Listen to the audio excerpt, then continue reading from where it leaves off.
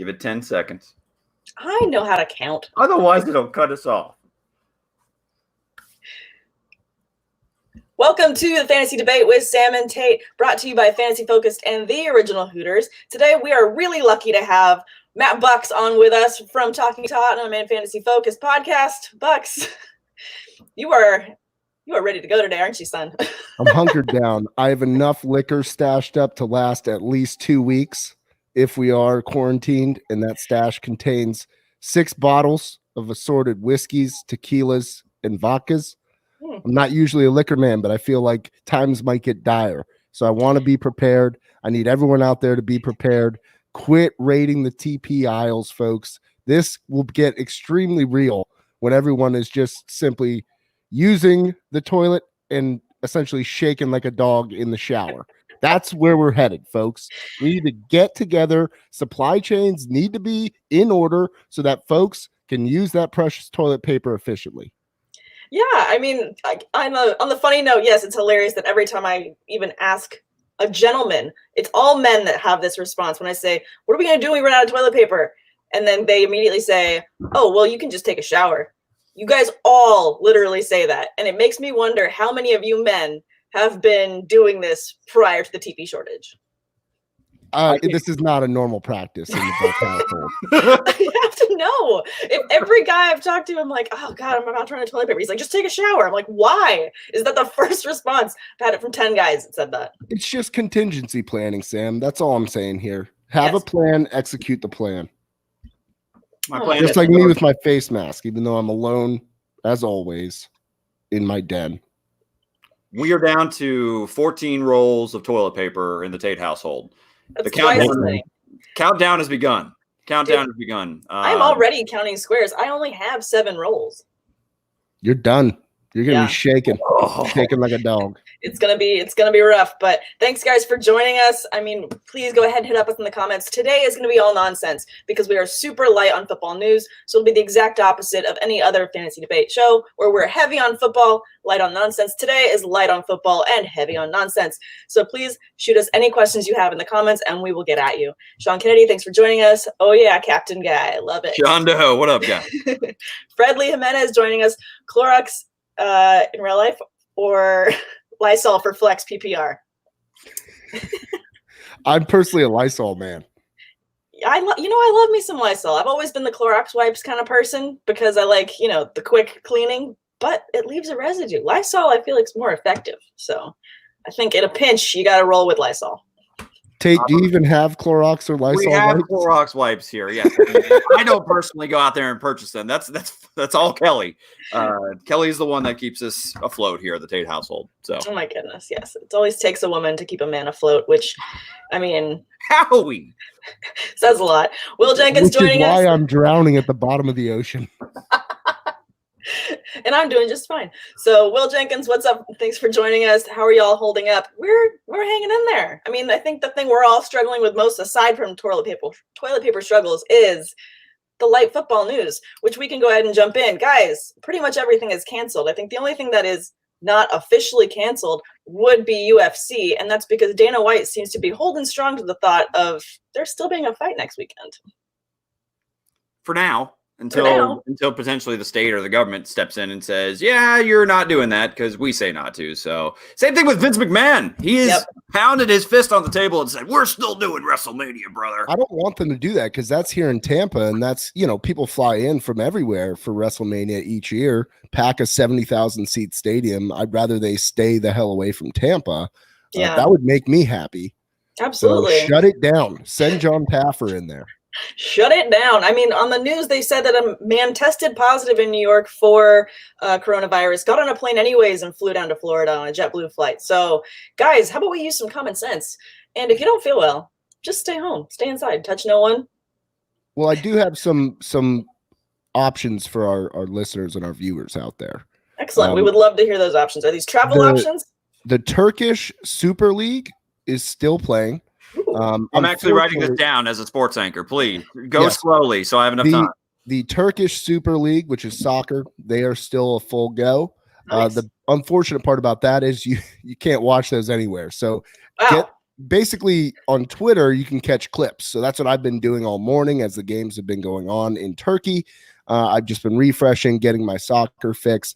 But the big one here for folks in the States, we still have Liga MX, which is the Mexican soccer league. Fantastic. I am now a Tigres supporter. Okay. So that's UANL Tigres. And Talking Tottenham, my podcast that I do with Danny Shakes, we are transitioning into Talking Tigres. So it had nothing to do. It was more of, the club found me, and then I realized the alliteration works. Talking Tigres. Love it. So ordered a $111 kit for Tigres, customized with Buckey. Oh, yes, and friends. On the back, and 59, which is my number. And I think I ordered it from a bunk website because I didn't get a receipt, and the $110 charge went through on my credit card. So 10 days, we'll know whether or not that was real or fake. But I am pure Tigres. But that's on ESPN Plus. It's also on like Telemundo. And there's another Latino broadcaster that does the matches as well. So you can find the Liga MX matches. I believe there's one at 2 p.m. today if you're really jonesing for live sport. The one takeaway I want to provide everybody, I had my first intro last night to Tigres, 3-2 win, riveting. I could go on and on about that, but it's the jerseys, the kits. They're covered in advertising. It's phenomenal. The shorts are basically like looking at the yellow pages. It's great. I'm dying. Oh my gosh. That's too good. The Tigres talk is not something I was expecting, so I'm a little bit thrown off. And also the Turkish ML League is kind of like saying, you can watch Quidditch if you rewatch the Harry Potter movies, but that's about the closest you're going to get to sports right now. Liga MX, we're all in here. We are all in. Totally down. And then just to talk a little bit of light football news, I'm going to throw that to you, Derek. The CBA was decided upon. There is news to report in that sense. Oh, hell yeah. The collective bargaining agreement, the players agreed to a 17-game regular season and a new playoff format. Brand new playoff format. So now there's going to be 14 total teams, 7 in each conference. So one team gets that first round bye. So I think it changes the entire complexity of the NFL postseason. I mean, how long has it been 6 teams? How long has it been a 16-game regular season? Yeah. I mean, this is I think it's huge news. I mean, granted, as a football fan, I'm happy about it. I'm shocked the players agreed to it, though, because I think they only got like an additional 1.5% of incoming revenue. Yeah. This is still the owners that I think the owners got a slam dunk. They basically got 18 extra games a season because you have the 2 extra playoff games, and then also the every single team in the NFL playing an additional regular season game. So that's wild to me. I'm shocked. I'm shocked that they actually agreed to it. Yeah. I mean, it's super. I think on one hand, as a sports fan that just loves football, I mean, that's exciting to get more games, but I feel like that's going to be super rough on the players. And we should hopefully see teams monitor those players differently going into trying to extend their season even further. Bucks? I don't like it. It's an uneven number. Uneven numbers give me the creeps. I don't like them, except for 59. Very good number. Yeah, as we've just heard, that is your number. Yeah, very good number, but that was given to me. That wasn't something I chose, but I embraced it. Yeah. Similar to Bane embracing the darkness. But what it boils down to with me is I don't like the fact that you're going to have uneven stacks of home and away games. I understand that will alternate season over season, but you're really at a disadvantage there if you're a strong team, but right on that kind of, I guess maybe that's the wild card, the extra wild card team being in there, kind of a bump to that. But yeah. I just think it's silly. Like it makes no sense to have 8 or 9 home games, and there's a chance that you have a run in the last game of the year to get there, and it's away and you don't have a chance to redeem yourself at home. That's my major point of controversy with it, is the uneven stack just doesn't make sense. So why wouldn't you just add 2 games then and actually take away some of the wild card teams? Sure. I don't know. I mean, I feel like when it transitioned from 4 to 6, when we were young, that would have been what, Tate? Probably 90s, sometime in the 90s that jumped, early 90s. Yeah. So we've been used to this, but I don't think it would be a bad deal to have 4 playoff teams. at all, especially if you're extending the season.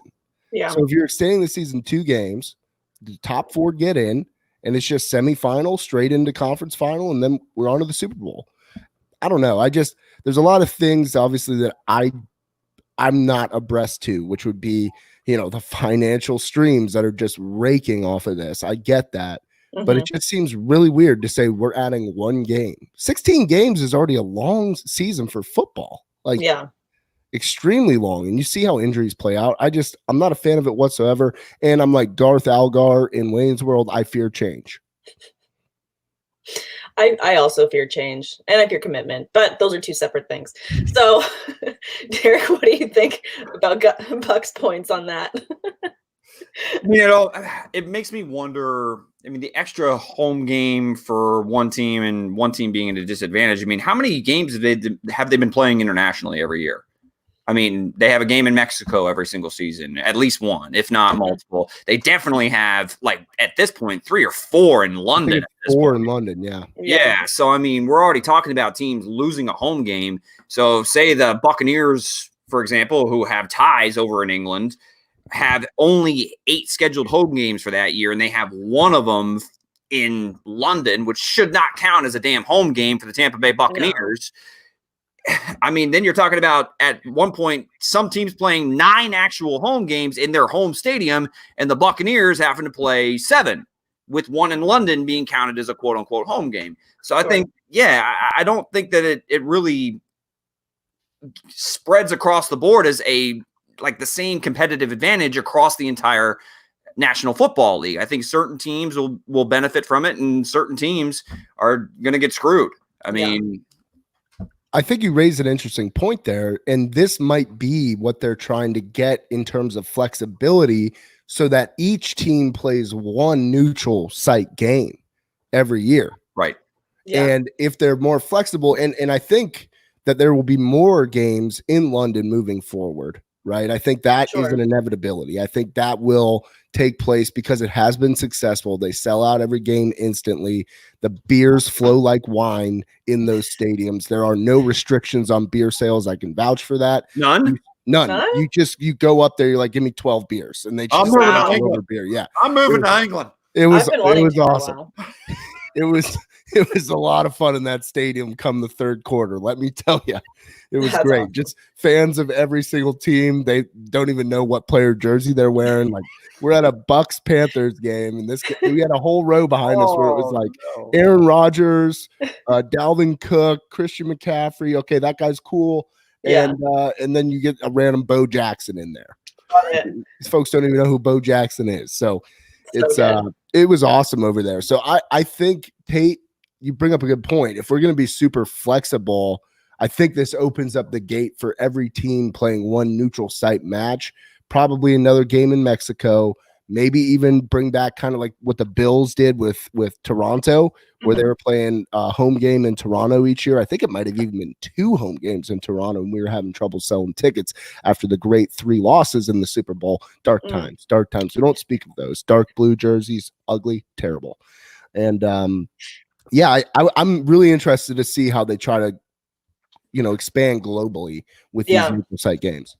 Well, also, this is going to be an interesting year to try and do that if that is what their intent is, given the current circumstances. I mean, they're traveling right now. Traveling does not sound like a smart idea. Trying to send your players over across the border of either in England or down to Mexico. It sounds kind of risque, doesn't it? Right now with all these travel bans. I think it's riskier for everyone coming here right now, but at the same time, they have mentioned the idea of pushing back the start of the season. I think that the only reason they would do that is if when all the other teams and seasons start back up, if that puts a real big weight on those teams to have that start, because they're going to have to be pushing back a lot of things. I think the question now is, I mean, for football purposes, is how are they going to go about doing the NFL draft? Will they postpone that, or will that be purely from home? I mean, from so many times we've seen players accept over the phone at home with their families. Is that just how we're going to see the draft this year? Yeah, I would say that's how we're going to see the draft this year. I'd be shocked if they actually try to hold that event. Or maybe hold the event still, but with no spectators. I don't know. But I think that you can just easily phone those calls in. Absolutely. And just have a broadcast of it and push the button and stuff of that nature. So yeah, I think there's going to be enough ways that it can be, you could say it's going to be organic content because people are going to be filming from home in the safety of their own homes. Bucky, I'll say this just real quick to retouch on the games overseas or outside of the United States. For the 8 teams that are actually awarded an additional home game on this 17-game regular season, maybe all 8 of those are automatically the ones that are played overseas or in another country, those neutral site games, because that way no team gains an actual competitive advantage by having a 9th home game at home every single season or for a season. I just have to say, unlike most other large, and I can only really speak to my knowledge of global soccer leagues, since I'm so into that, is that they don't pull this stuff. Right? They don't just say, hey, team from California, we're going to have you play a home game in London. That is 14 hours of flying. Mm-hmm. That is, and then you have to fly back and play the next week in Oakland, or I shouldn't say Oakland, in Las Vegas. The whole thing to me is, where does it stop for the NFL? Because I think the NFL has global reach already. And I understand having that intimate interaction with the fans and growing it organically on site at these international locations. I for one am for it, but I also think it is bizarre that it does seem like that push is going to continue. Tate, like, to what ends? Is there going to be a team in London soon? Like, see, this is where I think the NFL is flirting with disaster here, is because we saw that the NBA, look at how the NBA has gone global. Mm-hmm. I mean, there are a ton of international superstars in the National Basketball Association. Yeah. Luka Doncic. I mean, the list goes on and on. I mean, I could literally rattle them off. Giannis Antetokounmpo, last year's MVP, is from Greece. I mean, the game has gone global, but how many games are played outside of the United States? Mm-hmm. A grand total of 0. So, well, I mean, outside of, Canada. My apologies, because they do have Canadian. Did that to Canada. You did Canada. They're actually in Toronto, but North America, Tate. North America. North America. Continent. We're on this. Move the line up a little. I was like, one together. But you look at how the international game has grown. All that international talent is coming here to play in the National Basketball Association. We're not playing out there to try to expand the game globally. So I've never really been a huge fan of games being played in England, but I mean, it's been the decision. It seems like it's going to be the norm. Yeah, absolutely. And Farley Jimenez with a great question for us. Where do you guys think would be a great place for Hooper to land, fantasy or real? Packers. Bucky took the words out of my mouth. Packers. I like that. I mean, Matt LaFleur, kind of a descendant of that Shanahan system. Look at what Kittle's done in that offense over there for Kyle Shanahan.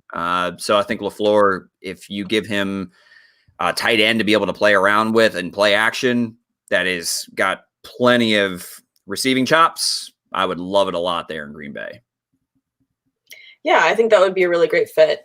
And I mean, I think we talked on our last show, or maybe the one before that, Derek, about getting Rodgers more weapons. And I think that Hooper would be a fantastic weapon for him to have. Did you call me Derek? That just doesn't sound right. Just sorry. Tate or Tater, for the love of God. Please. I know things are getting out of control and out of hand, and we're all reacting. I know. It would be the same as if you guys called me Samantha, and I would feel like I was in trouble. So I apologize.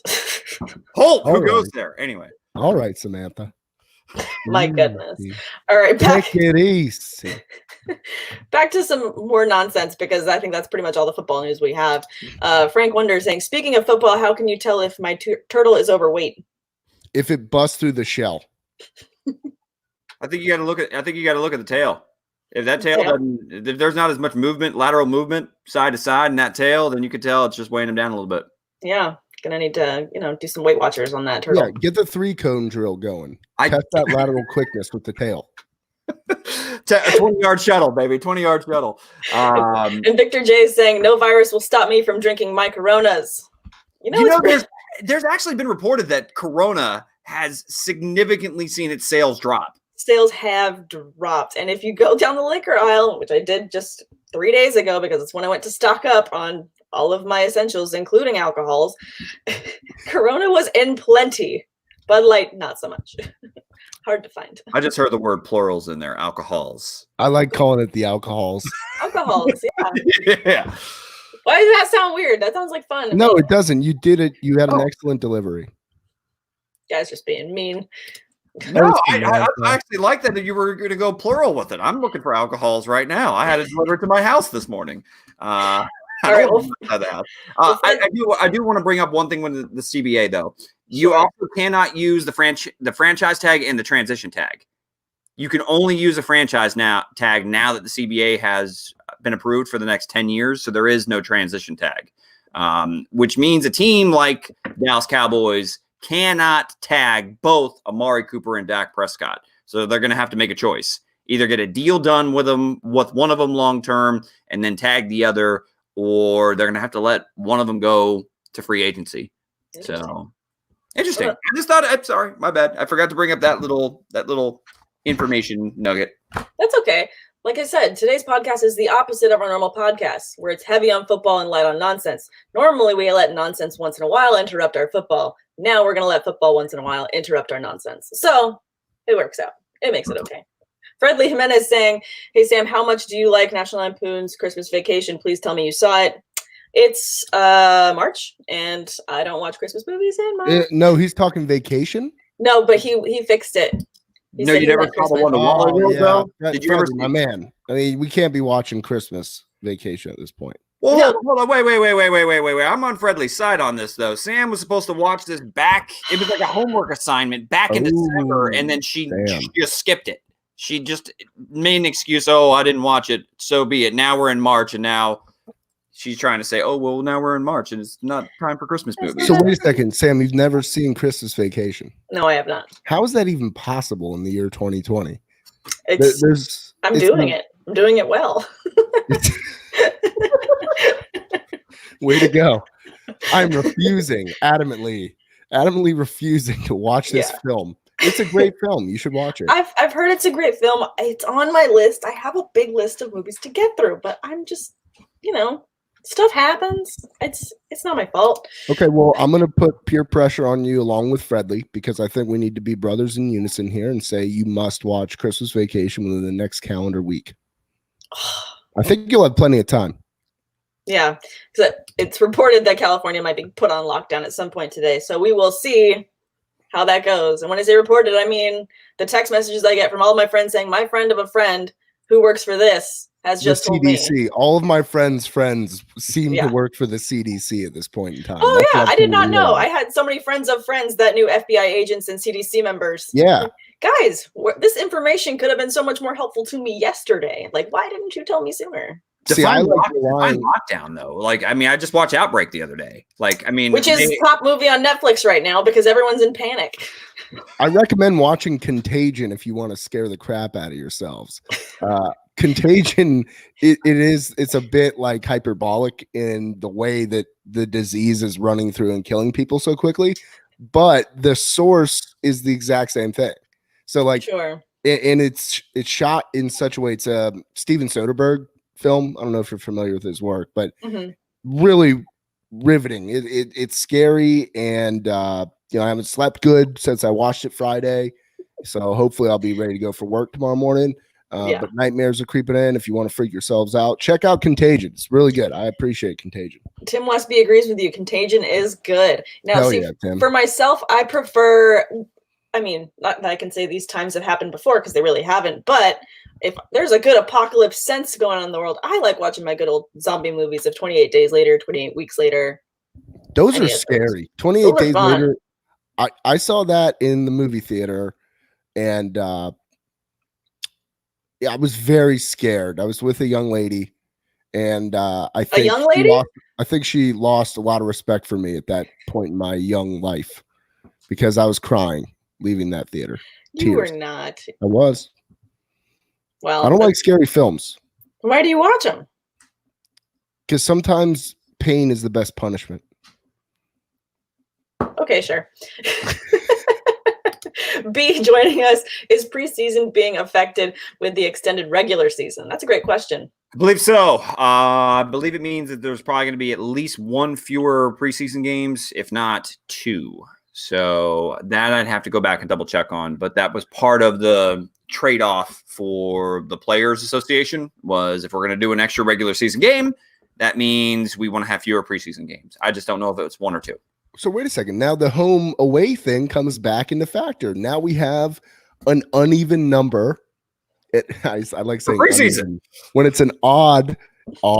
We have an odd number of preseason and an odd number of regular season games. Look, man, I told you I don't like numbers the odd that numbers. are not even. Roger, the numbers, they're odd. There is something odd about these numbers, and I'm not liking it. I hate them. Tim Westby joining us. Hey, Bucky. Can I get a weather forecast for Virginia Beach, please? Oh, certainly. It's 49 degrees, slightly overcast, slight chance of a rain shower. You're at your high. You're at your peak right now. 49 degrees. Won't get any higher, but you will be slowly dropping. Tonight, around 45 degrees. But watch out. We have a UV index of 3 out of 10. So that's 30%. So you better watch your skin. As always, make sure you lube up with the proper applicants that will go ahead and deflect the sun's power. Chance of rain, 20%. Look, if you're part of that 20% contingent there in Virginia Beach, then that's one thing, but you just make sure you pack at least an umbrella or a raincoat. 75% humidity, so it's quite musky down there right now. You don't really, it's feeling a little bit weird. The sunset is at 7:11 p.m., so please be prepared. Make sure you are hunkered down by that point in time, 7:11. We'll talk dew points here. Dew point, wow. Coming in at a 79. That's impressive. And winds northeast 15 to 25 mile an hour. So probably not a great golf day. It's going to be really windy out there, Tim. So you stay happy. And Bucky, your weather reports are something that I always look forward to, as they're full of so much amazing information and alliteration. So I appreciate that. Yes. I appreciate you, Sam. Bradley Jimenez saying start two in the bench. Heineken, Miller, or Corona Light?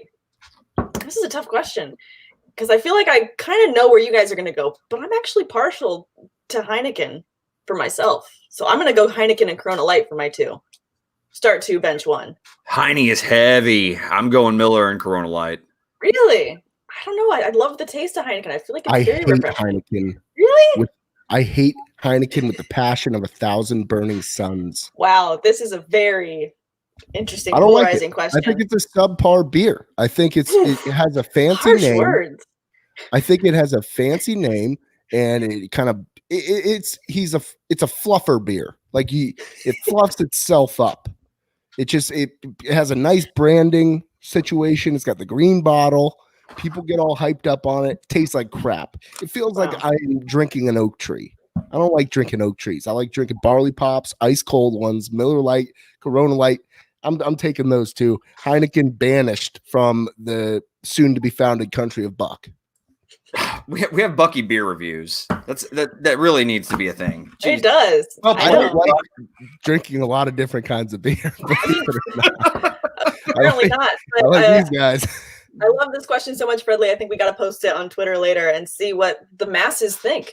Start two, bench one. I like it. Guys, please throw out more alcohols you would like us to pick and start in our lineups. Or movies or shows. We should do that. Just keep running through our topics. I mean, I posted on Twitter, what would you like us to talk about? Because they're the three things we talk about most. Movies, TV shows, and alcohols. I've got this. You're really gonna, since you may be confined to quarters here pretty soon, Sam. There in California. What are the top three shows, movies that you want to take up an entire day to binge?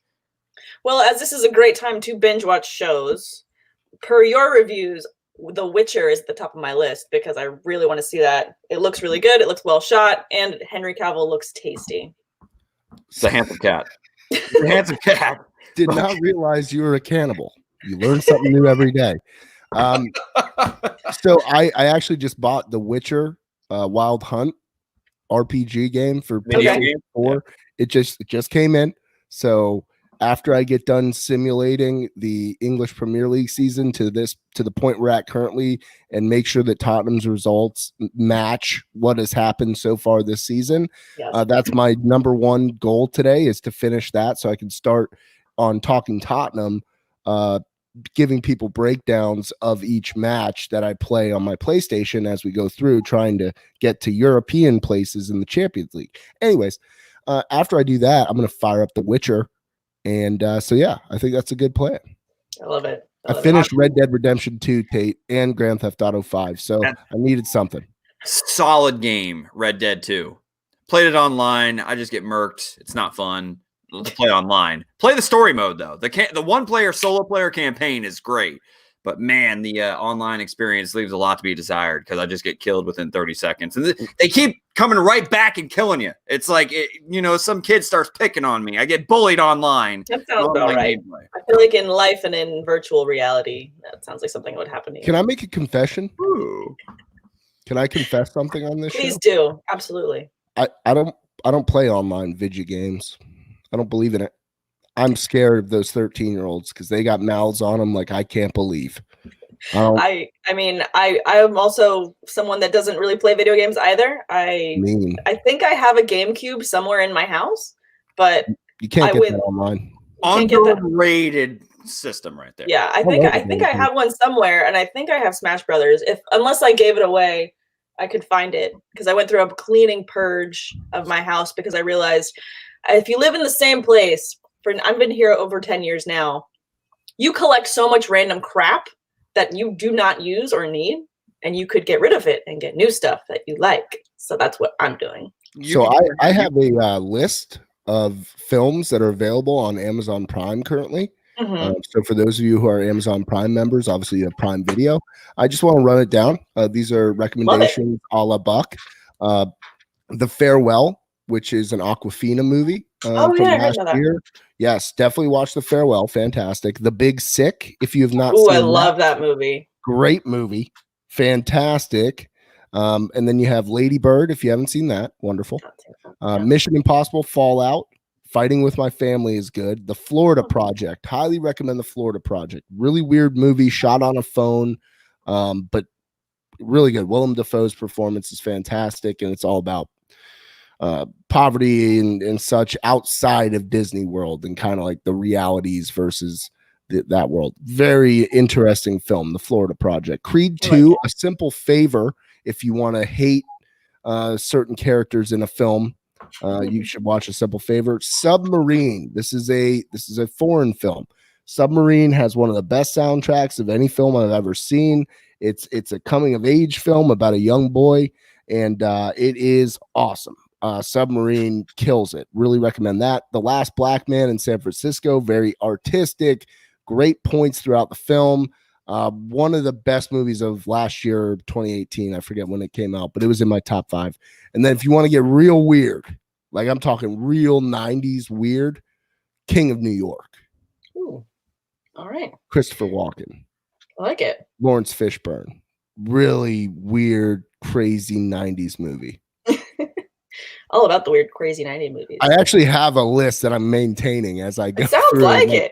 I mean, it sounds like if we, as long as sports are canceled, the realization that we're going to have a movie podcast that's from the Fantasy Focus family it's coming. It's happening. I'm curious, though. I mean, when it comes to selecting a movie or show or whatever you're trying to digest that day, are you more of, because I think a lot of times it can correlate to how you make your food choices on a daily basis. Do you prefer to go to something that you've seen and you love? Mm-hmm. Or do you prefer to go and try something new? When I'm sitting down and I have the choice to be able to, either watch a movie that, a new movie that I've heard is okay, or something that I know I love and I'm going to enjoy the next 2 hours of my life, then what is your preference with that? Do you guys like watching new stuff, or do you prefer to watch some of the old goodies that you have, accumulated over time? Sure. I like that question a lot. Okay. So, because I think about this all the time, because I'm always mad at myself that I don't try watching new movies, because I feel like for me, it takes a lot out to just be like, okay, I am sitting, I'm not moving, and I'm going to enjoy this movie experience. Because Otherwise I have to be doing stuff around the house. I have to be doing laundry. I have to be multitasking. So I don't like sitting still for too long. So that's why I'm always watching the same things over and over, because I can have it in the background and I can play it in my head while I'm folding laundry in my room. I know exactly what's happening on that episode of The Office. I've seen it a million times. Like there's that, or there's like movies like Braveheart, which I know, Tate, you and I both love. So things like that, I know I can just get through and relax. And for me, artistically, if I'm sitting and also drawing, I like stuff that like looks really nice and is visually appealing to me. So that's what keeps me interested. But if I'm quarantined pretty soon, I'm going to have to just start buckling up, getting cozy, and enjoying some movies that I haven't seen before. All right. So for me, I like new films. I like seeing different things. I rarely go back and rewatch films. I think the only I've rewatched 3 films in the last 2 years. Once Upon a Time in Hollywood, Parasite, and then what was the other one? I think it might have been The Florida Project, to be honest with you. That was 2018. But I rarely rewatch films. I like seeing them and taking them in. I'm also like, I'm not ever going to call myself a film critic, because I'm not. I don't write about it. But I do tend to think that I'm a bit of a film hardo, in that I'm really into filmmaking, and I love seeing little pieces that a director does, and leaving little Easter eggs, and the visual perspective of a film, and how they did it artistically. Like I look at all that when I look at a film, not just plot point A to plot point B. I love the art of filmmaking, so that's why I love seeing new films, is because you just get a different perspective from either a same director or a new director, like Bong Joon-ho with Parasite. Oh my God. Like, I know, I need to watch that. I've heard such amazing things. Have either of you seen it? I've never seen Parasite. No. Parasite is amazing. I cannot stress it enough. I would have been furious if they had not won the Academy Award. Thankfully they did. Yeah. Honestly, one of the best films I've seen in the last 10, 20 years. It is. I've heard that from so many people. So it means I definitely need to just, it's wild. It's just finish the laundry and watch the damn movie. It's a really well done movie. Bong Joon-ho rules. Like, he also did shoot Snowpiercer, which is a really good movie. It's not nearly on the level of, I think that's on Netflix. That one's on Netflix. I've been flirting with the idea of watching that. But I just love watching new stuff. Like I watched Jojo Rabbit, which it's not on Prime, but you can rent it for like $6. I did it. Jojo Rabbit was the second best movie of 2019 behind Parasite, in my opinion. Jojo Rabbit it's on a really sensitive subject, but there's like comical takes on it, which is why it was somewhat controversial in terms of where it was released and whatnot. But the filmmaking and the overall tone of the film and everything like that just was seamless, and I highly recommend Jojo Rabbit. It was funny, sad, all that. Love it. I mean, okay, so because we're on the topic of new movies, Victor J's is a great question. Rate 1 to 3 these movies: Ford versus Ferrari, The Irishman, and Knives Out.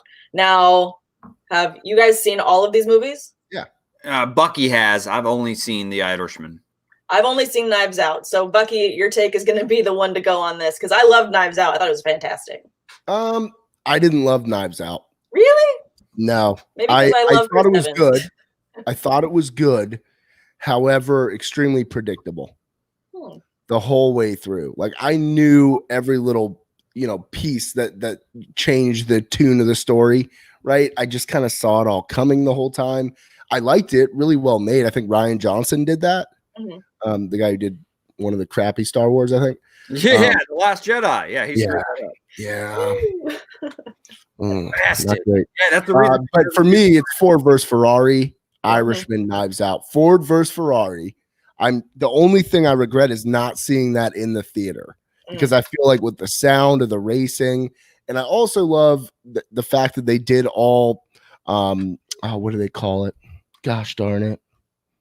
Like natural, it stinks. I can't pull the word right now, but none of it is CGI for the most part. Oh, okay, cool. Organic in everything they did. So you really feel kind of the rush of being in one of those sports cars or race cars. And it was just a great plot point. And, you get Christian Bale and and Matt Damon in a movie, I'm gonna like that movie a lot. And I thought Ford vs Ferrari was one of the best movies. Irishman was just too long, but really well done. And if they got rid of the fighting scenes with De Niro and Pesci, that would have been better. They should have never had these old men acting like they were jumping people on the streets and curb stomping guys, because it just looked terrible. Aside from that, Irishman was good. And then Knives Out was good, but it's really not my cup of tea, to be honest with you. Gotcha. Tate? I mean, again, the only one I saw was The Irishman. And so but how did you like that one? I enjoyed it. It's a slow burn, more of a timepiece documentary than it felt like an actual movie experience that, because it moved very slow at some moments, which was, again, great for character building, world building. I thought it was a great timepiece. And I thought the performances from Joe Pesci and Al Pacino in particular were phenomenal. It's just, again, I agree with Bucks in the sense that when you go and see De Niro throw a guy through a glass door and then stomp him out on the sidewalk and shit like that, and it looks just uncomfortable. I thought the anti-aging technology worked well in certain scenes. I actually thought that it worked very well. It did not look goofy or anything of that nature, but De Niro's what, like a 75-year-old man? I mean, it doesn't look like there's even enough force for it to hurt when he's stomping someone out, much less, busting someone's head on a curb. And I will say, my whole point was, I think the first hour of that movie could have been completely cut out. Start the movie with the introduction of Hoffa. Like, start it when Pacino gets back into the mix, because that's when the movie takes off and gets very interesting, right? Like the whole Teamsters perspective with Pacino and Hoffa. I loved that. Like, once you had Al Pacino in the mix, that's when the movie took off. I felt like just maybe have a 5-minute kind of summary of what's going on and then go right into that, because they could have easily cut out an hour of that movie, in my opinion. Oh yeah, 100%. Pacino, I thought, stole almost every scene he was in. I thought Pacino was. I mean, and that's Pacino to a T. It's very few scenes that you don't see Pacino steal that he's in. But I thought his performance as Hoffa was fantastic. He had a great year, because Pacino, he was just like a 2-scene guy in Once Upon a Time in Hollywood. But that initial, have you seen that one? Yes, I have. Yes, that initial scene where he's like, "Bing bang, your career's dead." Like, that was laying down the law. Well delivered. I mean, so well delivered. You came out of that scene like, dang, Pacino's still got it. That's fun. Pow, boom, bang. No career. No. Yeah. Who's gonna kill you next? I think was the line. I really liked Once Upon a Time in Hollywood. There were some plot points that made me go, I'm having to suspend my disbelief here. It's a little weird, but I still thought it was a very entertaining and well done movie. Oh yeah. I'm a filmmaking guy, so not that I do not make films that people can see, but I do love filmmaking. So I love what Tarantino did with that whole movie. I just love Tarantino's use of music in film. I feel like the music and the soundtrack of Once Upon a Time was really the driver for kind of the viewer and how they felt while watching certain scenes. And I love when directors can really do that. Wes Anderson is another guy who uses music heavily to evict certain emotions for the viewer while they're watching the scene. So new Wes Anderson film coming out this year, The French Dispatch. Cannot wait. I've seen a couple Wes Anderson movies, but for the most part, I just find them to be a little bit, and maybe it's intentional, just like awkward and slow. Yeah. So, I mean, if that's what he's going for, he's nailing it for me. Well, what's funny with him, like, he's a pure auteur is what you call him, which is he has his own defined style and rigid guidelines for how he directs and like does a film. And with Wes, you find that there are people like me who have every one of his movies on DVD and watch them once a year and love them, dissect them. I did like a thesis in college regarding his style of making films. So I'm one of the people that really enjoy it.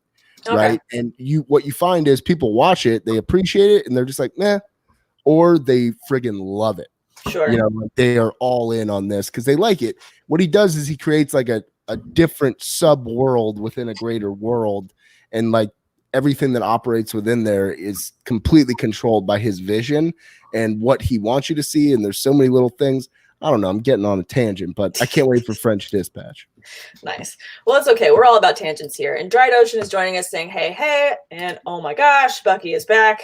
Yes, we're really lucky that we get to have Buck on the show today. We're really lucky to have Bucky. Oh my God. See. And Fredley Jimenez with a great ranking question for us. Rank for hand sanitizer and or mouthwash. Absolute, Grey Goose, Finlandia, Kettle One, and McCormick. Ooh. Rank. I'm guessing we're going to rank from mouthwash to hand sanitizer? Because to me that means he wants us to use these as mouthwash and hand sanitizer because that's what we come to. We use our liquor. Oh, absolutely. I mean, I didn't buy any hand sanitizer because it was all sold out. So I'm someone that's going to be using gin as hand sanitizer because I hate gin. So yeah, see, I'm going to use Absolute because it stinks. Sure. But I'm going to use Finlandia because I've never had it and I don't have enough sample size to make a good verdict on that one. And then I don't know McCormick either, so we're going to throw McCormick in there. Okay. And then Grey Goose is just ahead of Kettle One. Kettle One would be the last one I touch. I really like Kettle One. Yeah, I agree. I also, if I'm going to be drinking vodka, which I really never do, it would have to be Kettle One. You can always just drink it and then nope, never mind. That was going to get really weird. You should just drink it and then spray some on your hands. Yep. Yeah. I was going to say something regarding regurgitation there. Sure. Yeah. Yeah. That doesn't help with the sanitization process. No, it doesn't. That alcohol lends itself to being so pure and killing of germs. Yes, which correct. I saw so many people posting on Instagram last night that they were going out. Why are they still all going out? I don't know. But sandwich boards everywhere. Sure, you did. I didn't last night though. I went during the day, and there was probably only 30 people in the bar, and we were all practicing social distancing. Yeah. But all the sandwich boards outside of bars saying, don't worry, alcohol kills all germs. My goodness. And Tate, my goodness. Ha! Which of these vodkas do you prefer for hand sanitizer? I mean, I've never once had Finlandia or McCormick. So, and I mean, I've had Absolute though, and Absolute has to be right there with them for ones that I've never tried. So I pretty much have the same opinion as y'all. Grey Goose and Kettle One are the last ones I'm using for any of those daily services to sanitize things. Goodness. And then just to keep us on the alcohol topic, Tim Westby says he likes Heineken, also followed by Miller Lite. So that's a negative on yours for Bucks, how your hatred of Heineken. But hey, Tim likes Heineken. If that's the only beer left, he and I can share one. Fredley saying international beer or preference. Do you have a preference for international beers? I mean, I think for me, the only beers that I know are international that I like are like English to Irish types. So I like Guinness and I like Harp and I like Strongbow because I'm partial to ciders. So for me, those you're a Guinness fan. That's a thick, heavy beer. I mean, it's good. It's really, really thick. it's a meal, you know. It's really helpful if you're on a diet. You know, you can have a Guinness and that basically is your drink and your meal. So you're saving calories if you just have a Guinness. Bucks, this one is international beer or preference. International beers. I could go on and on. Birra Moretti, which is readily available in any English pub. It's an Italian beer, lager, I believe. Very satisfying. It's probably my favorite. I like Modelo. I really appreciate a good Modelo Especial or Negra Modelo, either or. I also like some of the cask ales over in the UK. So those would be like when people say, "Oh, they drink warm beer." That's a cask ale. It's not warm; it's cellar temperature, bro. So they pump get it right. Cellar, yeah. But I like a few of those. I like anything really from Sharps, which is kind of like corporate over there, and I might get some lashings for saying it. But I like Sharps Doom Bar is really good. Appreciate a Doom Bar, but things you can get in the States, Modelo, Guinness, it's pretty much the extent of internationals. I don't like Peroni nearly as much as Moretti, and Moretti is really hard to find, so sometimes I'll do Peroni. Gotcha. I mean, Victor Jays is there with you on Peronis. Yeah, I mean, like I said, Moretti, you know, if this was a meme, would just be like Moretti greater than sign. B jumping in. It's cellar temperature, bro. Exactly. It's cellar temperature, bro. Get it right. Yeah, Derek. I keep calling you Derek. I don't know why. It's just very formal here today. Very formal. No. It's because the suits are on. It's because the suits are on. I mean, international beers, I'm not gonna lie, I haven't really partaken a ton in them. I'm more of a American beer, Bud Light type of guy. I mean, if I do like Corona Lights though, but I mean, to pick my favorite, to say that's my favorite international beer, I don't know. I mean, I sound so boring when I'm sitting here saying this. I feel you do. You sound extremely boring. Like you need to go to the store and get some international beers in the house, because if you get trapped at home, you gotta, if I've got to try and watch new movies, you gotta try new beers. When I lived in California, though, Sam, I liked the Tecate. Tecate is everywhere in Cali. Gotta love Tecate. My brother loves Tecate. I think he just likes saying it. I would only drink Tecate in the 24-ounce can. Oh, that's sure. like the staple of Tecate. You can't drink Tecate out of a 12-ounce bottle. No. The only vehicle for consumption for Tecate is 24 ounces and up. Yeah, absolutely. You gotta say it fast. Tecate. The short stint that I spent on the West Coast, I did partake. Yeah, a grand total of 4 weeks, 28 days to be specific. Tecate was something that I did partake in. Yeah, it's usually the cheapest beer at any bar. So yeah, absolutely. That's why I was partaking in it. Had to try it out. It was there. It was good. All right. Tim Westby bringing us a show to watch. If you haven't seen the show yet, it's a second season coming up. The Boys on Amazon Prime. I've been wanting to watch this, so I need to buckle down and get rolling on some new shows, because I've heard this is amazing. I love The Boys. It was great. Yeah, it was good. Wow, I was grossed out by a lot of it. It's a gross show. By a lot of it. It's a gross show. Gross? There's some gross shit in there. What? Is it like graphic? There are some moments where there's a lot. Yeah, there's some graphic content.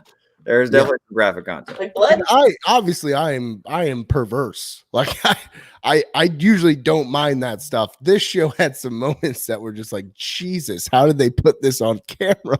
I mean, there's one scene in particular that maybe Bucks is maybe referring to. I don't know. I don't even know if I'm allowed to describe it here on our Fantasy Focus channel. I'm not going to. I'm going to play it safe. Just watch it. You'll know probably. You guys are making me want to watch it now. No, it's good. Sam, you should really do it. It's really good. It's think of it as, well, never mind. You don't watch Game of Thrones. I was going to say probably some Game of Thrones type stuff. I mean, the overall story of it, I think is very well done and very interesting, and they do a good job with production quality and value and stuff of that nature. But there are just some, gratuitous moments of gore and sex from time to time that are just thrown in there. Why not? What the hell? Gotcha. Which kind of either takes you out of the viewing experience or, discuss the likes of Buck. But just note that these people are superheroes and they use superpowers mid-sexing. So it's a bit weird. It's really weird. What? Yeah. You got to watch it. All right. I guess I have to watch it to understand, and then I'm going to message both of you on Twitter and be like, why? Yeah. They should have just called the show Super Sex. Dun, dun, dun. Oh my God. It's Super Sex. B jumping in and saying Westworld season 3 starts tonight. Great show. I've heard a lot of great things about Westworld as well, and I haven't watched that one. We're just going to roll through a bunch of shows I haven't seen. After season 1, I watched the first 4 of season 2. I couldn't get through it. You had the Shoguns and the Bushido blades and all that stuff. They lost me. You got too crazy? I think there's plot holes on plot holes. I don't like that. I'm having to suspend my disbelief in a lot of the bullshit. So it lost me after. No, I'm serious. It lost me after season 1. At first, I was very intrigued, and this is kind of interesting. And then, just a bunch of shit happens that makes me go, nah. Nah. Nah. Yeah, it's a good show though. I'll give season 1 credit. Maybe for B's sake, I can go back and try to get through. I have time. I will have time. Yeah, we're all gonna have time. I have so much food right now. Can we talk about what kind of food stocks we all have? Yeah, let's go ahead and talk about that because I went to the grocery store. I want to say Thursday night when I know I was at the store Wednesday night and it was really quiet. And I was like, you know what? I feel like I should be buying more than I'm buying right now. I'll go to the cup of noodles aisle and I'll just grab 3 just in case. And then the news got crazy Thursday morning when I went back to the store Thursday night. Cup of noodles was cleaned out, absolutely cleaned out, which I had to laugh about, except for the one weird spicy shrimp flavor. That one was still there. So clearly that's the best flavor. That's apparently not a crowd favorite here. So I did stock up on a couple canned items that I know I would eat. I picked everything that I knew I was going to eat, even if we came out of this like next week and we'd be fine. So I got my, beans, I got my rice, I got I love Brussels sprouts, so I got frozen Brussels sprouts, and I got frozen fish, a couple canned items. I'm trying to think. Oh, and I just got these giant bottles of wine, huge bottles of wine. Like why huge? Because they're screw top. Like the Robert Mondavi, like huge table wine things that are like 2 gallons. Yeah, almost. I just got big bottles of wine because I figured, if you're home by yourself and you want to just enjoy a good wine, it'd be a good one. Just keep pouring. Here's the thing on that, Sam. I don't want to come off like I'm criticizing you here, but wine has a tendency to get bad quickly. If it's red, in a matter of 3 days after opening the bottle. So I prefer the smaller bottles and a shitload of them. Gotcha. So I have a lot of bottles. I think I have 12 bottles of wine, assorted varieties. I have 148 beers. You counted those. That's funny. I always have a count. Even if I only had 14, I would know I have 14. It's a weird thing. It's like, Rain Man type things. And then I counted my TP rolls. You counted your beers. I have 4 bottles whiskey, 2 bottles vodka, 2 bottles tequila. I got a bunch of ice trays. Nice. In case the ice becomes a thing. I don't know where I'm going with this, but I got you just got those were your just in cases. I can make ice. Yeah, that's what I'm saying. Make ice. Yeah. Little balls for liquor. And then I have bagel bites, like 144 of those. Ooh. Yeah, that's what's going to save me. Yeah, I did get some chicken nuggets. Oh, chicken nugget. Yeah. Chicken nuggies. Nothing more comforting. And I got some Easy Mac because, if I've been home by myself for that long, I'm going to get real sad and want some comfort food. And that for me is going to be chicken nuggets and mac and cheese. And I also got stuff to make pancakes because I freaking love pancakes. So I got pancake mix. And I did buy 4 Roses bourbon because it was on sale too. So I'm stocked up on bourbon. I got that. Last time I was on with you, Sam, you were going on about how much you love 4 Roses. I love 4 Roses. So it was on sale. So I got it. So I was like, yeah. So I got that. And then I got, I also got the Bud Light seltzers because I figured if the world is ending, I got to try these things. But how many of them? I just got a case. No, can't do that. Listen, it's just me. Bucks, it feels embarrassing to be the dude with $290 worth of liquor and beer in your cart. Maybe it's a bit embarrassing for some, but it's not for me. I'm looking to the future. What happens if I can't return to that store? Sure. Yeah. What do I have to loot? I'm not a looter. No. You will not find me looting. Why? I'm saddled up, ready to go. I got everything I need right here. You're actually making me nervous. You're putting fear into my heart because my stock is significantly thinner than both of you's. So, dude, you gotta get to the store and get your liquor. I'm in Cadillac, Michigan, though. Where are you? You're in Los Angeles, California. Bucky is in Tampa Bay, Florida. I'm in Cadillac, Michigan. You feel like the corona's not going to get you there? Oh, no. I said it'll probably get here, but just not as soon as it'll get to you guys. Oh, it's already here. There's already 4 cases. I already passed it. Like I'm good. I felt a sore throat all last week. I had weird little hoarse voice. But I've been on quarantine from my folks and elderly people. I've had 0 impact with any elderly people. So I'm trying to keep this thing restricted. It's hard to know what to do right now, right? Yeah. Like until someone, whether it's the governor or the president, says, "Hey, assholes, stay in your house." They're gonna have to. Yeah, I think it's probably gonna happen. It's gonna have to happen sooner than later. Because also we got St. Patrick's Day coming up on Tuesday, and everybody just wants to get crunk with their friends. I do, but I'm not going to. Are you laughing at my use of the word crunk? You're laughing at me. Yes, that's exactly what I just didn't think I'd hear crunk right now. Crunk, baby. Yeah. How else do you do St. Patrick's Day? Crunk. Get I crunk. hate you guys. You guys are being mean. Victor J is saying people are savages for the toilet paper. Yes, I have not seen it, and I ordered it on Amazon, but my toilet paper will not arrive until April 10th. So I get to look forward to that. You ordered something on Amazon that won't come for a month? Yeah. Damn. Oh, Christ. I'm in line. So, fingers crossed. I get that. Victor J's also, I've stocked up on Mr. Noodles, Alphagetti's, booze, and toilet paper. Living great for 2 weeks. Victor, Alphagetti's, I assume that's like the Alphabet SpaghettiOs? Alphabet SpaghettiOs? That's great. Mr. Noodles is great too. I think these are Canadian brands. So, Mr. Noodles is like cup of noodles here. I don't have any of that. I got plenty of pasta. I got soups for days. I have ham steaks. The key to survival through this will be ham steaks. If you have ham steaks, you will persevere. You will make it to the finish line. Ham steaks unite us all. Tape. I don't want to talk about my fridge right now. You don't have anything in your fridge, do you? It's not like I don't have anything in my fridge. It's just not properly stocked. Dude. That's all. I apologize. My bad if I'm it's not that I'm not taking it seriously. No. Kelly handles all of the shopping. Oh my God. I mean, okay, so I'm not one of those people too that was, oh my God, ham steaks. Bucks. In case the people didn't know, Bucks is holding up a ham steak to the camera so we're familiar. So I have 16 of these ham steaks. Do you see the size of this thing? Yeah, it's the size of your face. That's like half a meal right there. My God. At least you're covered on that sense. And I mean, I don't want to sound like I'm a doomsdayer that's like, it's all going to happen and go down. But my only reason for going shopping and encouraging you to go out and stock up is because everybody else is being crazy.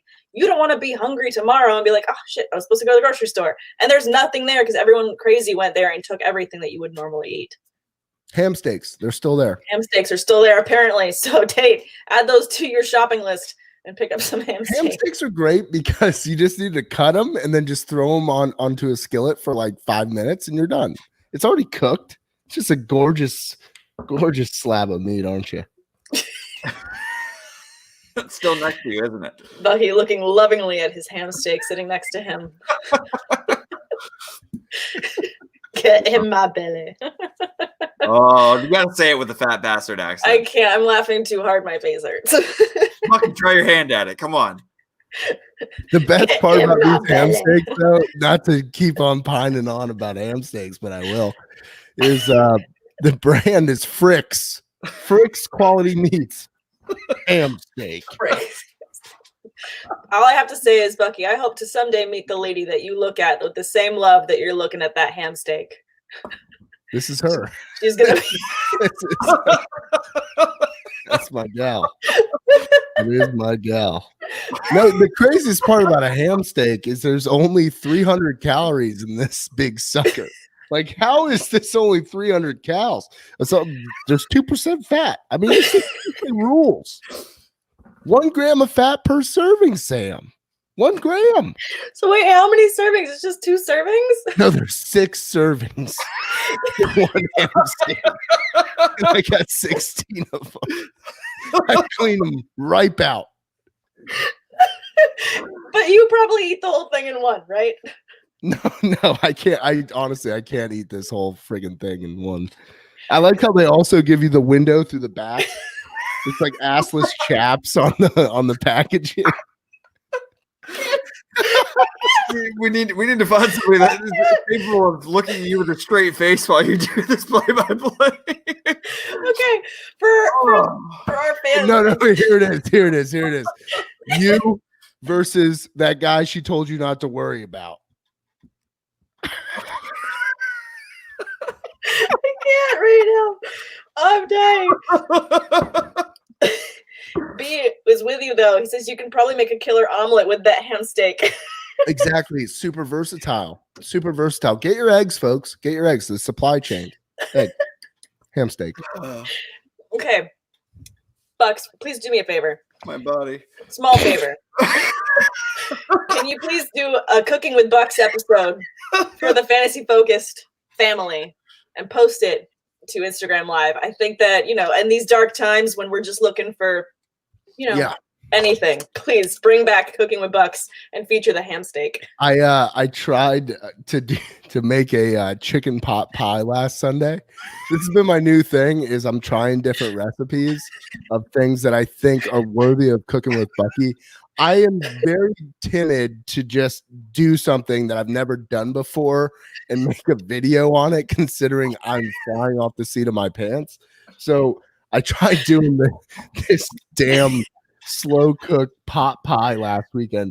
It was awful. The worst food I've ever made. And I followed the recipe to a T and I did everything I was supposed to do. And it looked really good. It sucked. This thing was abysmal. The worst food I've ever cooked in my life. So I need to go back to the drawing board on stuff to do for Cooking with Bucky. We start with ham steak. Ham steak episode 1, pot pie episode 2. Just listen to that. Listen to that thing slap. You know how the kids say it just slaps different? Ham steak slaps different. I'm off the ham steak, boys and girls. No, Bucky, I have to agree. God almighty. Buck's the best. Buck's is the best. Buck's is the best. Oh my gosh. I just can't. Oh, my face hurts so bad right now, guys. Oh, I can't. Where do we? I mean, if I were to have had a schedule, I'm just joking. If I were to have had a schedule for today's talk, it would have been, going through tiny bit of football news, movies, a little bit of shows, agenda with Bucks, a little bit of alcohol, but I did not know to put ham steak on the itinerary for today's schedule. Now I know to put that at the top of the list next episode. Bradley, you're the man. Come back to Tampa. Bucky is the greatest. He is. You can't write this stuff, people. It just the GOAT, man. He's the GOAT. There will be books written. Legends told. The Ham Steak Chronicles. How many? Okay, so not to belabor the ham steak, but are there multiple recipes for things you can do with it? Most certainly. We're gonna have to look forward to that.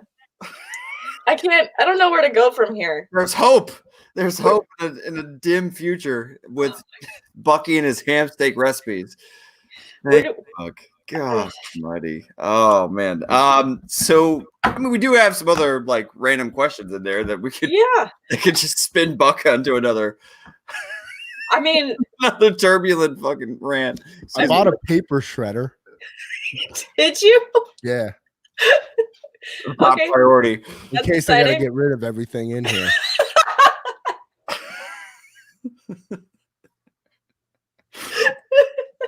Look, I just feel like I'm more prepared for this than both of you, and I really want you to know that.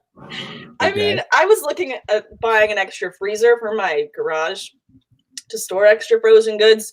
Paper shredder's another way to go. Yeah, absolutely. Shred everything, Sam. Shred everything. Oh my god, that's too good. I mean, I know if it works with ham steaks. Jonathan Taylor profile shred. Oh god. I know that our draft is going slower. Our fantasy focused draft has been moving at a turtle's pace. Probably not with my help at all, because we have the NFL free agency is right on the horizon, so it's kind of understandable. They're not going to move the free agency date, right? We got to be able to talk about other stuff soon. Oh no! The NFL is the one thing that's unaffected thus far by all this coronavirus madness. And we probably should have opened with this, but Sam, can you explain your draft strategy in that draft? Oh, yeah. What do you mean? You're looking pretty old. Defend your team. You're looking pretty old. I think that my strategy was to start strong and to finish poor. And I think I'm doing that really well. I'm executing my plan. I just see a lot of really old players on your roster. What do you mean? How many of them are old? Dynasty setup is my point. Like Dynasty, you're not drafting for this year. You're drafting for longevity. I know how Dynasty works. I know you. I'm not trying to mansplain. Please relax. Well, those eyes. Damn you, Bucks. Judgmental eyes. No, but I just see like Keenan Allen, right? Keenan Allen, 27. That's a good pick. I loved where you picked him up. He rules. Travis Kelce. I think I was the reason you went Kelce because I went George Kittle. And just kind of you got scared. And Amari Cooper is another great pick. You're right. I think the beginning of your draft was awesome. I liked the Baker Mayfield, Jimmy Garoppolo. What I did not understand was Raheem Mostert. That bad. What about Raheem? Why the Raheem Mostert? Why? Yeah. Because I like to party. Okay. It's the best answer you could have come up with. Right? I mean, I understand that the picks of AJ Green and Greg Olsen were the oldest picks probably there. But, I feel like those are also my maybes. And if I have to sub out somebody 1 week for them, I feel like they're best available at the position. And that's okay for just this year. I don't mind moving them. I'm not committed to them. Again, I have commitment issues. I have no problem dropping these old guys. I usually like younger guys anyways. Yep. Truth. Yeah, true. That's you picking Mitch Trubisky right before my pick really got into my head. I didn't like that because I was going Mitch Trubisky there. You're welcome. Which is why you went Jacoby Brissett. I see that. Yeah, I was. Yeah. All right. We got Victor wants us to talk about Spuds and Buds, which is his club. Spuds and Buds. Derrick Henry, Aaron Jones, Carson Wentz, Kerryon Johnson, Marquise Hollywood Brown, Phil Linz, John Brown, Jarvis Landry, Auden Tate. It's actually a good team. But quarterback's going to bite you here with Haskins.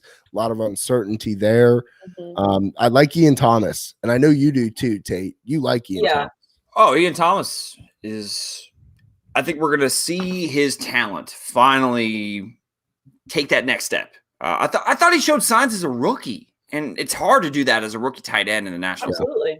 So now that it's going to be his third year, I think they moved on from Greg Olsen for a reason. So it's because they probably believe in this Ian Thomas kid. So I'm excited to see what the hell he can do this year. I hated it because that was actually he snaked me on that pick.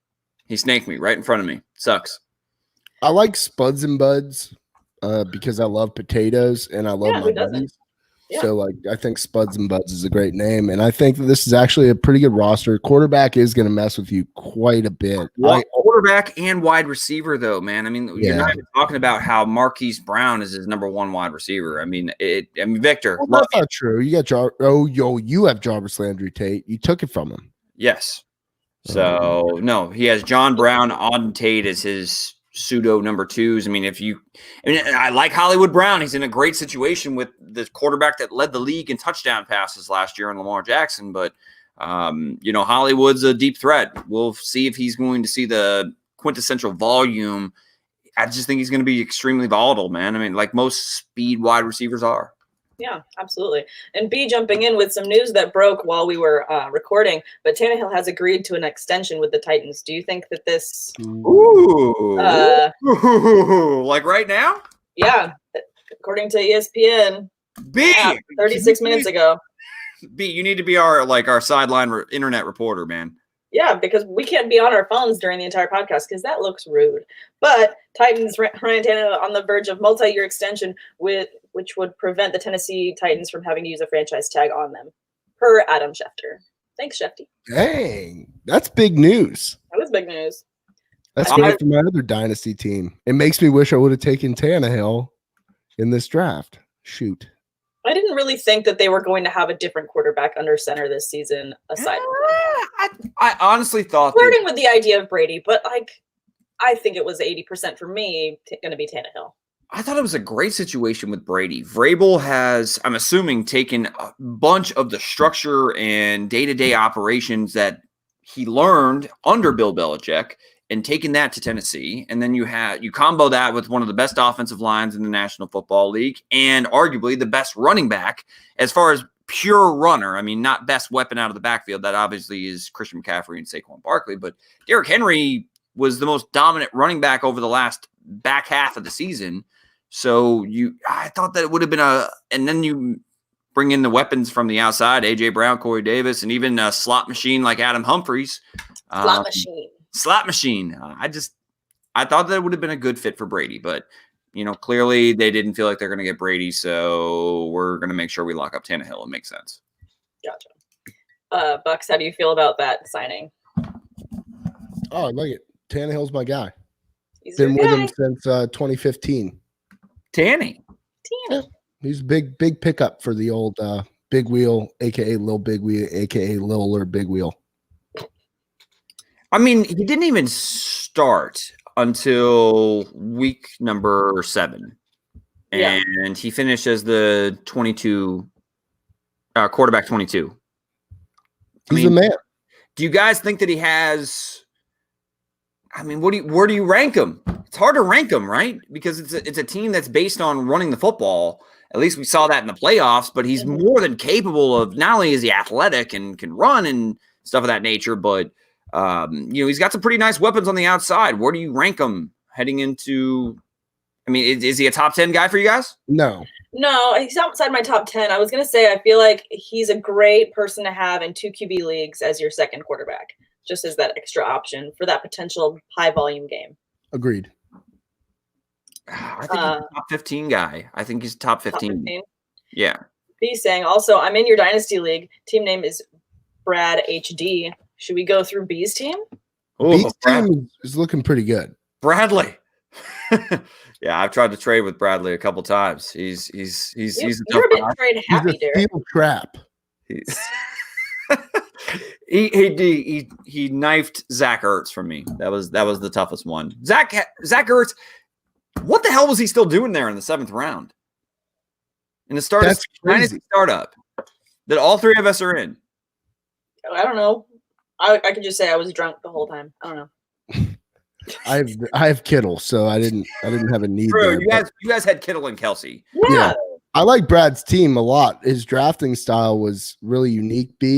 I like the Kamara, Joe Mixon off the jump, and then getting my boy Josh Allen. I mean, that just tip of the cap, sir. Shout out to Josh Allen. James Winston, a bit of a question mark, right? We don't know. He's going to be a buck. But he's going to start for a team in the NFL in 2020. He is, and he got his eyes fixed, so he might be a better quarterback. The eyes are fixed. You're right. The eyes are fixed. He can see now. Is there a more perplexing player to discuss moving forward than Jameis Winston? And I mean that seriously, not just because I'm a Bucs fan and stuff of that nature. I legitimately mean that. Long-term value. Because we've never seen any peaks and valleys like this from a quarterback. I swear, when reviewing his tape, Jameis looks at moments like a top 3 quarterback in the National Football League. At moments, he does things and is able to process information better and can simply do things that the vast majority of quarterbacks in the National Football League just simply cannot do. But then he makes mistakes that are, what the did I just watch? Yeah. He's so impossible to predict.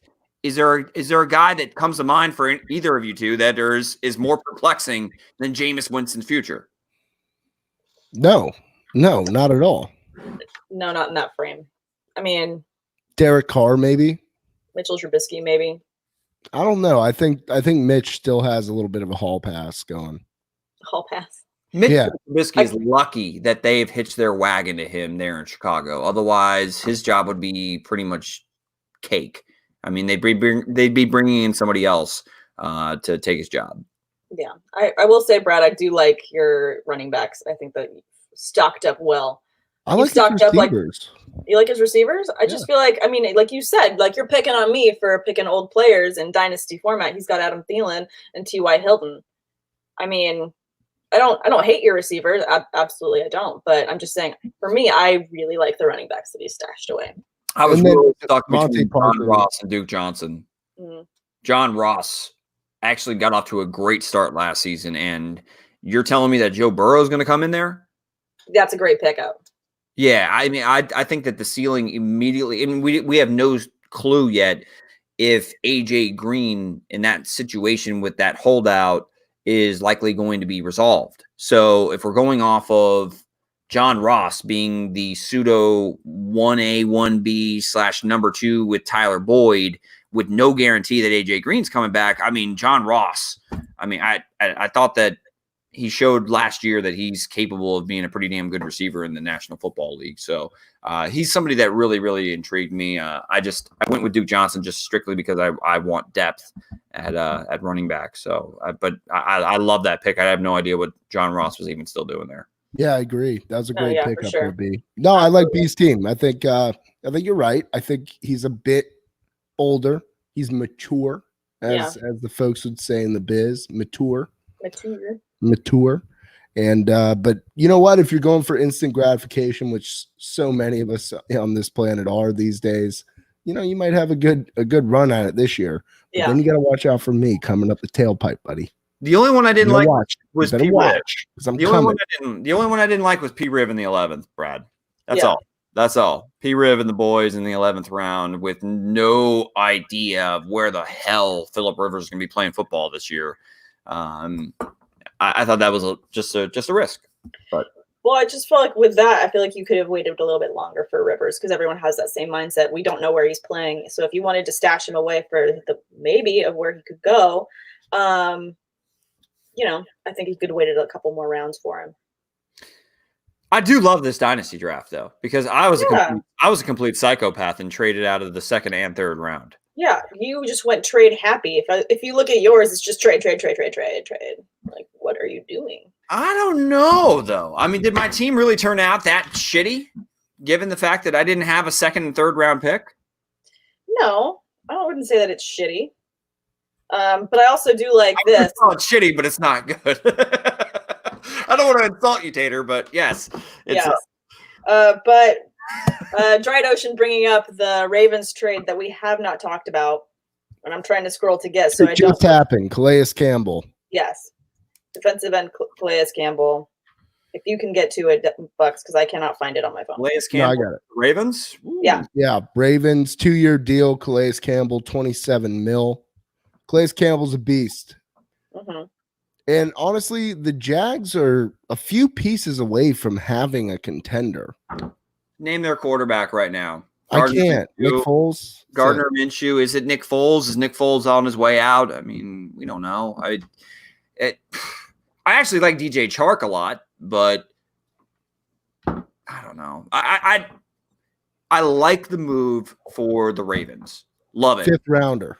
Yeah. Love it. It's a 5th rounder. Good God. It's a 5th rounder for Calais Campbell. It's the price tag thing. Jacksonville is trying to get a bit, probably a little more fluid, or more flexible in terms of adding the pieces they feel. I mean, Calais Campbell has played some damn good football. Yeah. So losing him is big, real big. B jumping in and saying that he was banking on Rivers going to the Colts for that connection with Hilton. I think that's interesting. I don't hate that. I like that. But I want to see P-Riv there and hopefully a healthy Paris Campbell. Yeah, hopefully. I think a healthy Paris Campbell can ball. I like Paris Campbell. He was kind of caught a lot of screen passes at Ohio State. So, and we didn't see a whole lot from him his rookie year, but he's got a hell of a lot of talent. Would be interested to see what he can do if he stays healthy with P-Riv. Absolutely. All right, guys. I feel like we've run through a lot of things, and we are bordering on having to make this episode a 2-parter, as we have just hit an hour and 23 minutes. Bucks, I have to say, I'm so grateful that you texted us this morning and say, hey, can I join? I'm so happy that you got to join us today. I'm that bored, Sam. I need something in my life, and I'm happy I could perpetuate the big ham steak to the folks out there. the bigger the better. Keep your ham steaks safe and keep your hearts pumping. Love it. Love it. And Tate, I'm hoping that this conversation, it will encourage you to maybe go to the store and maybe buy some food. I've got the Shipped app. They have one store that they can deliver that stuff to my doorstep.